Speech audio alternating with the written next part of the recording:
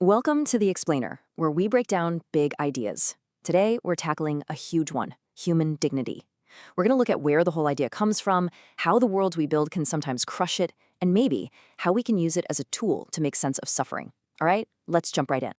So let's kick things off with a question that's, at the very foundation of everything. It shapes our laws, our ethics. Frankly, it shapes how we treat each other every single day. And the question is this: why do we believe that every single human life has value right from the get-go? Well, to even begin to answer that, we have to go way back. We're going to look at an idea from ancient scripture that was, and I mean this, absolutely revolutionary for its time. It was a concept that just completely flipped the script on humanity's place in the universe. And here it is, right from the very first chapter of Genesis, the idea that humankind is made in the image of God. Now, it's super important to get this right. This isn't about physical appearance, looking like God. No, it's way deeper. It implies this unique relationship, a kind of built-in dignity, and honestly, a massive responsibility. Okay, and this is where you can really see just how radical this idea was. I mean, the contrast is wow. When you put the Genesis worldview up against other creation stories from that same time and place, it's night and day. In so many of those other stories, humans are basically just slaves for the gods, right? Created to do the grunt work. But in Genesis, it's a total flip. Humanity is elevated. We're seen as God's representatives, tasked with caring for the world. That's not just a small change. That's a complete paradigm shift. So that's the ancient idea. But how does that connect to us today?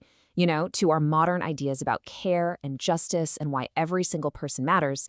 Okay, let's bridge that gap. There's actually a formal term for this whole concept. It's imago Dei, which is just Latin for image of God. And this isn't some dusty old idea. It has been an absolute cornerstone for centuries of thinking about what it even means to be human. And the material this explainer is based on makes a really key point here. This isn't just some abstract theological thing to debate. No, it's treated as a first principle. And what that means is, it's the starting line. It's the non-negotiable belief that every single person, no matter their ability, their status, what they've done, everybody bears this image. And that becomes the rock-solid foundation for how we approach care and ethics. Okay, but here's the messy part, right? It's one thing to say every person has this inherent dignity. But what happens when that beautiful idea slams into the complicated, often messy social worlds that we actually build and live in? This is where a concept from social work theory is super helpful. It's the idea that our reality is socially constructed. That sounds complicated, but it's pretty simple. It just means that our societies, our institutions, all our systems, they aren't natural things like mountains or rivers. They're things we made up together. They're built on shared ideas, on language, on agreements we've all kind of made. And that leads us to a really crucial question we have to ask about our world. When we build all these systems, for healthcare, for justice, for social support, how do those systems actually see people? Do they see human beings who have problems? Or do they see people as the problem that needs to be fixed or managed? It's a huge difference. Because when our systems forget to see that inherent dignity, they can become, dehumanizing. It's almost automatic. They stop seeing people as people. Instead, people become cases, statistics, malfunctions in the machine that need to be corrected or controlled or just pushed to the side. And wow, does this next point hammer that home. A sociologist named Steven Spitzer came up with two incredibly powerful and chilling labels that systems can slap on people. First, social junk, for anyone the system decides is economically useless. And second, social dynamite, for anyone seen as a threat to the way things are. You see what those labels do? They just completely strip away a person's dignity and replace it with a label of whether they're useful or dangerous.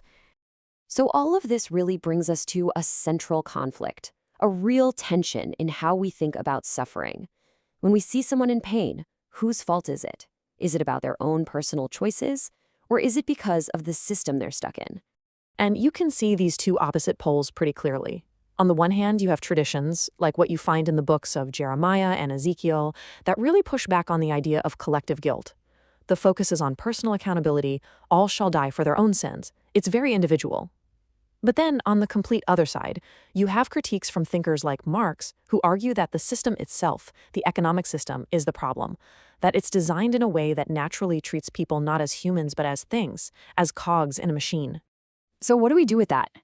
The key takeaway here seems to be that a complete, mature view has to somehow hold both of these ideas in tension. You can't just pick one.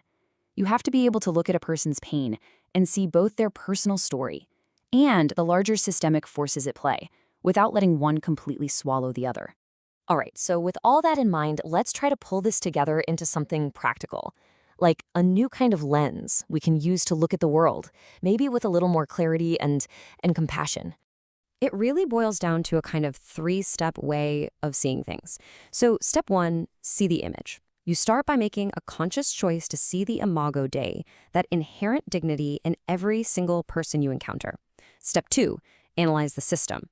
You look at the structures around that person, their community, their workplace, the economy, and you ask a simple question. Is this system honoring their dignity or is it violating it? And then, step three, understand the suffering. You connect the dots. You try to see how a person's pain is this complex mix of their own personal reality and the bigger systems they live inside of. Look, this framework, it isn't just an academic exercise, right? It's a practical tool you can start using today to see your own world differently. So we'll leave you with a final thought to take with you. Just look around. Look at your community, your job, your city. Where do you see dignity being honored? And where is it being violated or just plain forgotten? Something to think about. Thanks for joining us on The Explainer.